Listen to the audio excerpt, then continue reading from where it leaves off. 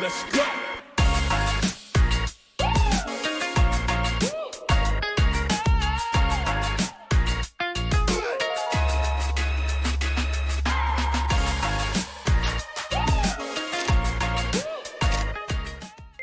Everybody, this is Elena from Cross Cultural Development, and you are listening to Bending Culture Podcast, the show where we master the art of cross-cultural collaboration and where the professional learn how to grow and thrive in the multicultural world we live and work in today, and how to become the real global game changers. In today's episode, I'm talking to Vika Lukina.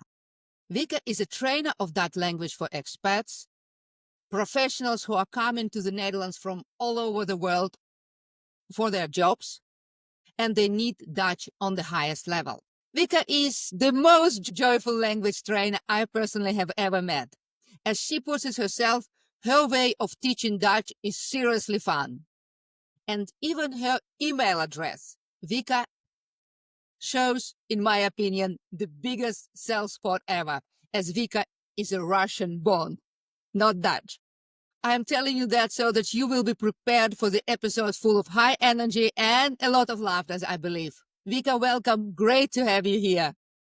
Thank you, Elena, so much for having me and for this great, heartwarming introduction. I am absolutely thrilled to be here and get to talk to you about some of my favorite topics, which is language teaching, its culture, its communication. Yeah, perfect. So it will be an interesting and inspired episode. And my first and the most burning question: how is somebody who is not born in the country becomes the teacher of its language? That is a great question. And the shortest answer would be through a lot of coincidence, actually. The longer answer is, I've been wanting to become a teacher since I was very, very small. So with my dolls and my stuffed animals, I was always playing classroom. And as I was growing up, the people who I wanted to teach grew with me. So in kindergarten, I wanted to be a kindergarten teacher. In high school, I wanted to become a high school teacher. But that's also the place where I found out that I am not good with children and young people, teenagers, no one below the age of 21. I'm not good with them. So that dream shattered. But I went to study Dutch language and culture anyway because I've always been good at languages. And I thought I will go to university first and decide what to do with my life next. And I landed my first job at a publishing house that created a civic integration exam book. And I wrote course books for people who I had never met before. I instructed their teachers without ever having spent 1 minute in front of a classroom. And at some point, that felt really uncomfortable.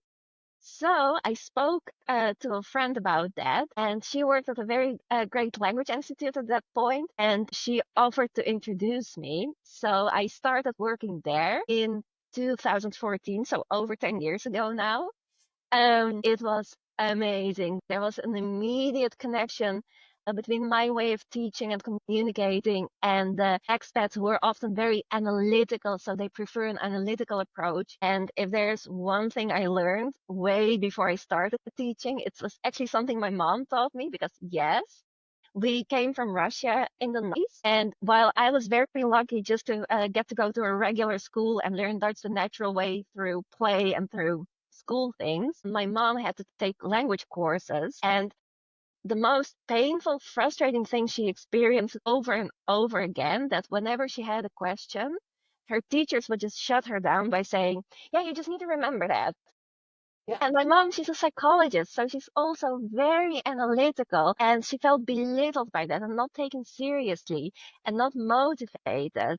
So that is something I always took with me in my own teaching. This is something you have to remember is the very, very last resort, and only if it's true. Otherwise, I will always try and answer the question. If I don't know it right away, I will tell you so, but I will never shut down a student by saying, is this something that works like that? So it was from your own personal passion, which grew together with you And your mom experience, that is the language teacher that you have become today. That Yes, is, you yes. know, it, we all have this childhood dreams, right? So wanted to be a belly dancer or a cosmonaut or a firefighter. And when we grow up, nothing happens to that. And you are the living example of how some people do know what their passion is, what their why is, what their drive is from the very, very early age. Yes. And it's funny that you're telling you about your mom and that how she felt in different kind of educational system, Mm, because what you are also doing, you are working with grown-ups, right, yes, from different countries. yes. So we know that for grown-ups, learning a new language is more challenging than for children. Plus, because expats mostly are very high educated people, they went through years of education back at home, which is built on the principles of this country. And talking about your mom's and my education, that is very, very theoretical education. What we get a lot of theory, we get a lot of backgrounds. We're not really learn to think, but we get all this information where all these rules are coming from, and that is how we brought up in a teaching way. So do you notice that there are students of yours who are more like your mom? Or you also notice that there are people who are saying, okay, I don't care about this why. Tell me how I should do that and I will learn it. Do you notice that difference in your Yes. work? I do, absolutely. And I've come across both groups of people. Just a couple of weeks ago, I started with two guys from Greece. And in a way, Greek culture is very similar to Russian culture. And I started with my first exercise because the first thing that I do always is have people introduce themselves in Dutch. First of all, just to give them something they can work with right away. So a couple of basic phrases. And then also for me, it's a very good indication to see how well they respond to being pushed like that, to being thrown into the deep end right away. And this guy, so one of the two, he stopped me and he said, "But where are the building blocks? Why aren't we talking about vocabulary? Why aren't we talking about syntax? Why are you forcing me to just repeat a sentence like I'm a circus monkey?" Oh my goodness. And I thought, let's take a breath. You see all smiles and fun and happiness, but I can tell you that my anger is equally visible and it's very easily triggered. So I really had to back up and I was like, no, no, no. He's not attacking me. He just comes from a culture, from a country. He's been learning one way his whole life. Now he's forced to learn another way right now. Yes, let's talk about it. So that is definitely one thing I noticed, and that is very common with students from Eastern Europe or Greece, Turkey to some extent, Asian countries. Students from Asian countries that I've encountered, they don't necessarily expect to be handed the building blocks first, but they, for example, expect me as a teacher to know everything, to direct everything. So that's another difference. Um, some people from, let's say, Latin America, where I noticed that they are more easygoing, they're more than willing to take a risk, take a chance, and they don't mind as much whether they're being precise. They just want to get the thing done and the thing said. So that is also a difference. And specifically with people from Eastern Europe, but maybe that's because I'm familiar with that culture and more attuned to that, there's also this huge mindset, which is a mental block of you either do it perfectly or you don't do it at all. Somehow you need to have the highest grades, or why are you bothering learning it? Which countries, which cultures for you are the most challenging to work with and the easy to work? Okay, so the most challenging countries I would say are people from specifically Eastern Asia, because what they expect from me, like full authority, and being the person who knows and being the person who tells, it couldn't be farther from who I am as a person. and from how I work. Because for me, being vulnerable also with my students is my way of showing like it's okay not to be perfect. You see, I mess up too, so you can mess up too. It's okay to make mistakes. Yes, yes. And I almost do a silly little dance whenever someone finally makes a mistake. So I just keep praising it. I keep reinforcing, like, make all the mistakes because that way you tell me how I can help you better. So there's that. I also very easily admit my own mistakes or if I don't know something. And also, I want to get input from my students. Not because I don't know how to teach, not because I don't know the matter, but I don't know where that person needs to be going. And I need to tell them that to me. And for some people, especially when they just moved here recently, it is a bridge too far and it makes them trust me less, not more, because they think this person is maybe insecure and she doesn't seem to know what she's doing. She's asking me to tell her how to do her job. That's not what I'm doing, but if that's your cultural lens you brought with you because you grow up in that, yes, of course, that's what you will think. So that's the biggest challenge. Yeah, I believe that. Yes. It's like they're putting you on some pedestal. I totally agree with you because I'm doing that in my trainings as well. You know, when I mix up, I tell my students about it or I let them correct me. Yeah. But yeah, that's not how they used to work. No, no. So that is challenging, but fortunately, you also asked me about the smoothest collaborations. I work really well with Russian people, Ukrainian people, Polish people, cultures that are similar to the one I was born in and to the one that I experienced through my mom, because that at least I know how to deal with. Yeah. I know what to expect more or less because yes, everyone is an individual. Yes, we have our own personalities, but we are also shaped by our cultures. And that piece is true for most of the people that I've met so far. So at least I know what to expect, how to handle it, what conversations to have, what limits to set. Like, yes, I know you want to do it perfect, but perfection is a lie. So you have 20 minutes for this. Whatever you have done by then, it will have to be good enough. Please and thank you. So that's that. And the people who are actually less concerned about precision, they are a joy to work with in their own right. Because yes, I do teach language. Yes, I can explain every rule to you if you want it.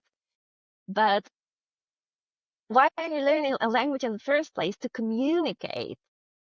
So I think that most of the learning should be focused on communication. Language is a part of that, yes. Culture is a big part of that, yes. And everything else, so the grammar, the vocabulary, the pronunciation, those are just the tools to help you communicate better, not goals to achieve on their own right. And I have sometimes students coming up to me, again, from Asian countries, from, the Yeah. structural people. And they're like, yeah, tell me all the grammar rules. Why?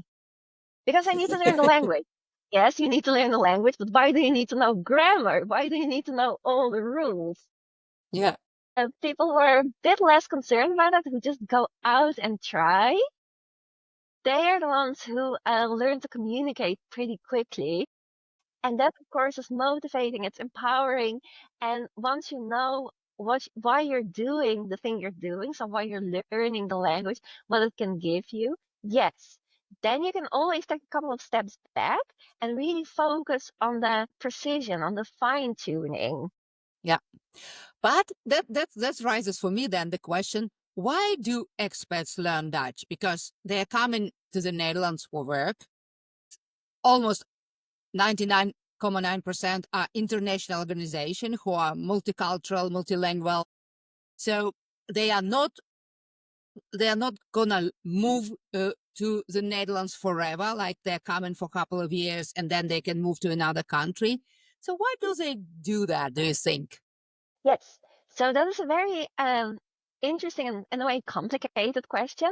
First of all, some of my students at least do want to stay here. Some of them already have Dutch passports or are about to get one. So there's definitely this group. Some of them have children who they want to raise here. But for almost everyone that I have met so far, it is about belonging. Because yes, you are absolutely right. Vast majority of my students work for companies where English is the primary language.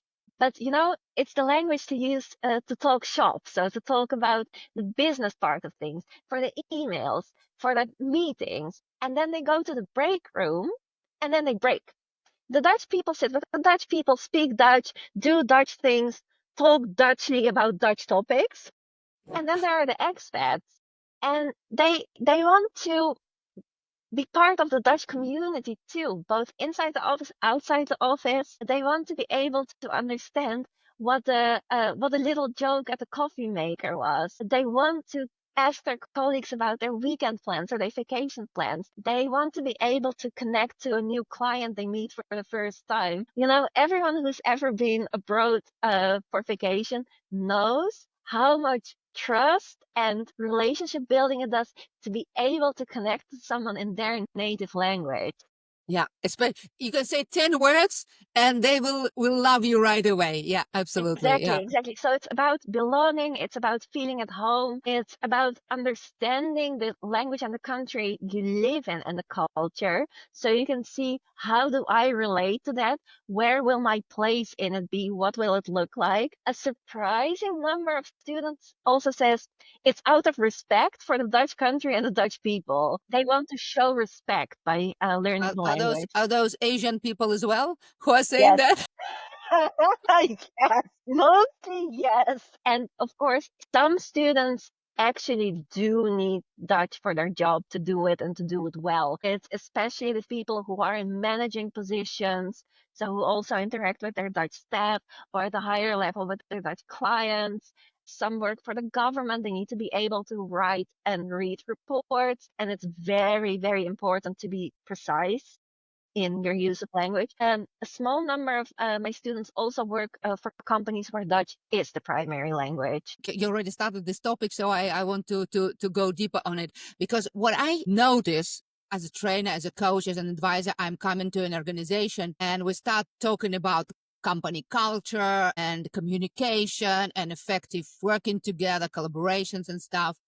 The first thing that you hear, one of the first things that you hear is the common language. We need to speak a common language. And then when you just dig a little bit, you realize that they want to have a common language, but they don't have a primary language set up in organization. So you have this German, French, Dutch organization, and the Germans writing German to a couple of people in the Netherlands who speak English. They are getting answers back in German, but there are also colleagues in the Netherlands who don't speak German. So this in communication goes in English, and everybody is speaking to French in English because nobody can write French that good. I'm feeling, oh, what a big hot mess. How can you talk about a common language if you don't have a primary language set up? Do you think that I'm overreacting, exaggerating the problem, or do you think it's important for the companies to start the whole conversation of the common language with the basic, with just the language we speak should be mandatory through all the layers of the organization? Oh, okay. So first of all, I don't think you're exaggerating. I totally understand what you're saying, and I have some thoughts on that too. First, the mandatory language, I am a bit ambivalent about that. Okay. So if I were to say yes, I would say yes. Business talk is English only. Business talk is Dutch only. Whatever you choose, this is it. Goes from the highest manager to the newest intern. Yes. But I would not encourage to say, yeah, we always speak Dutch, because, during break times, by all means, your break time is your personal time. It's your time to relax, do it however you like, speak to whomever you like and whatever language you like. Yeah. And as for your other point, yes, a common language is extremely important. But I also think that we as people, as companies in particular, should really think about what it means to have a common language. Because yes, it is the language that we settle on. It's your Dutch, your French, your German. But part of the common language is also, what are our values? How Absolutely. do we communicate? What is our company culture? But if Mhm. if you don't establish these values in one language and translated to the people in their language so that they had exactly the same nomination of the value as the management or the top leaders intended, then it's lost in translation, right? Yes, you're a person living in this world, so I'm pretty sure you already know this. But human communication is hard, even if you do share the same native language. And to give you an example from my personal life, I think that one of the things that me and my partner do best is we have become excellent at communicating with each other through trial and error, let's say. But we got there.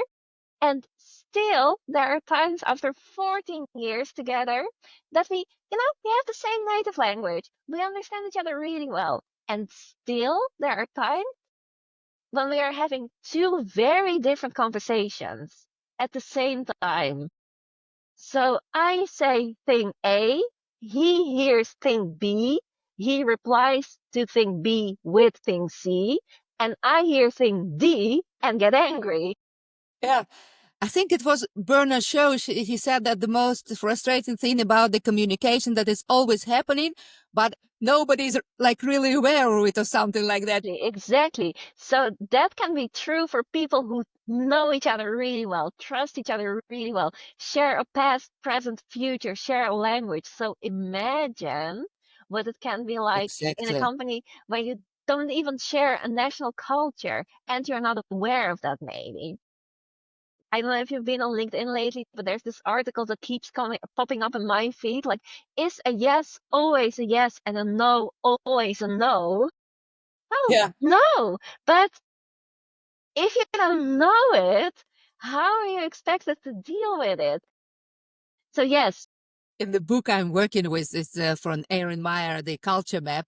She's given an example of North European manager coming to China and and talking about Asian people. They can never say no to somebody who is higher in yes, hierarchy. It's not respectful. And there is an example that the manager is telling to this Chinese employee, we have a force majeure situation. You need to come to work on Saturday. And the guy is answering, yes, Saturday is important day. And the manager thinks, okay, he understands. So he comes to work and it turns out he was like, okay, maybe I will ask why it's important day. And it turned out that it's the birthday of the daughter of this employee. And yes, that was his way to say that I'm not coming on Saturday. But if you yes, don't go deeper, you will hear yes where actually no is meant. It doesn't help building trust and it doesn't help building effective collaboration and moving forward together as a team. exactly, exactly. And I think that having a common language could solve part of these challenges, but you need to be really explicit about the culture underpinning the language too. Yeah, I think that is one of the recommendations I always give to the people I'm giving the training or workshop in. Be very, very clear. Yes, And you are a step ahead because you already know that there is a cultural difference. So explain it to the people you're working with and make it vulnerable, make a joke saying, I'm so very Dutch. So if you say, yes, I hear, if you say, yes, I hear, yes, I don't hear no. And maybe and just keep repeating it because it takes so long time for people to find this way. And you're giving your personal example, even after 14 years speaking the same language, you still can sometimes mismatch, misalign in your communication. How can it be for the exactly. people who are? So keep Yes, repeating it. It sounds yes, maybe like you are a parrot, you repeating, repeating, repeating, but that's the only way. yes, absolutely. I couldn't Getting it agree. up, from the subconsciousness. Yes. If you would give one piece of advice for people who are coming to work here in the Netherlands, what this advice would be? Well, I think you yourself already put it beautifully, but the way I would say it, for any person moving to any other country, become self-aware first. And what I mean by that is a while back I put up a poll, what factor shapes the way we see the world? And it was like your personality, your life experiences, is it the culture maybe? And basically the tendency of that follows whatever it is, it's not the culture. And to me, that makes sense, not because it's true, but because the culture is hardwired into us. Just like we don't go about the world thinking, why is my hair black? Why are my eyes brown? Most of us, me included, don't ever stop to think like, okay, why do I think that a person who doesn't speak up in a meeting, why do I assume he's shy instead of assuming that he is showing respect by waiting to be asked? Yeah. Well, that is the culture. So the culture really is the lens we see the world through. And I think that once you start becoming aware of that, the first thing you start seeing is, yeah, people indeed act differently from us. I speak up, you remain silent. But that is only the first step because the step in logic that most people make, like, okay, so I will teach you how to speak up too. Yeah. And I think I that will teach you how to become me. yeah, exactly, exactly. Because this is how we do it. Yes, but maybe there might be a question in between, the curiosity, like, I see you behave very differently. Might there be some reason behind that? Is it maybe something personal for you? When you worked before in your country of origin, what were meetings like? So you don't have to say, like, why don't you speak up? Is it because you're not interested in the topic? Or maybe you are stupid. Exactly. And these assumptions are made in a split second, and we already acted on them before even realizing that an assumption has been made. And then, for moving to the Netherlands specifically, I would recommend you to learn how to speak up, contrary to what I said before. But it is a spectrum. You don't need to become the loudest person in the room if you are already the quietest person in your quiet country. But it is worthwhile to know that speaking up is rewarded almost always. It is expected of you. It is one way to show respect. It is one way to show care. It is not perceived as disobedience. And again, this is talking from a cultural standpoint. And of course, some managers are a-holes. They won't listen to you. But it is not a cultural norm. It is also not what you're taught in management school, because as a cultural value, as a cultural standard, you are encouraged to speak up. You are encouraged to bring your own ideas, to take the lead. So that's good to know. That is a sign of Absolutely. respect. That is, Yes. I think it's a very valuable tip, just don't be afraid and know that it's expected from you. And if you don't do that, people might have a different idea that you don't want to be that people thought about you. But it's Exactly. funny because I was thinking you would say, learn the language of the country you go into so that you can be connected. I thought that would be your tip. You see, my assumption was already made. Yeah, yeah. Also learn the language of the country. So Yeah. of course, you're right too, but I think that, language learning only can start after you found your footing, because I also have seen students throughout the years, and then I ask them, yeah, how long have you lived in the Netherlands? And they're like, yeah, I moved here 2 weeks ago. I appreciate your effort. I appreciate your ambition, but do you know where your local supermarket is yet? I also see them struggle more than the people who also, took at least 6 months or so to get settled. You also have people who are already 20 years in Yes. Netherlands and they don't speak English. So what is your advice? How much time do they need to assimilate? 6 months? Yes, I would say 6 months. I think 6 months should be enough to find your footing a bit, to know where the local supermarket is, to know who your work bestie is to go with for coffee, to know what the blue envelopes mean when they come. And then it's time to learn the language. And of course, I would encourage everyone to learn the language and also to learn about how language and culture are interconnected.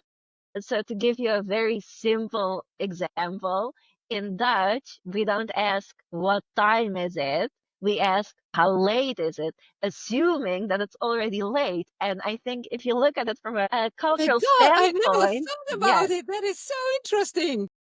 And I must say, that is a borrowed example. It was given to me by Rosella Davy, an expat coach who's been living here and observing the Dutch culture and the Dutch language too. So, and when she told me that, it just clicked into place for me. Yes, Absolutely. Yeah. Like you told me, and I'm like, wow, that is the way that shows how Dutch people think about time.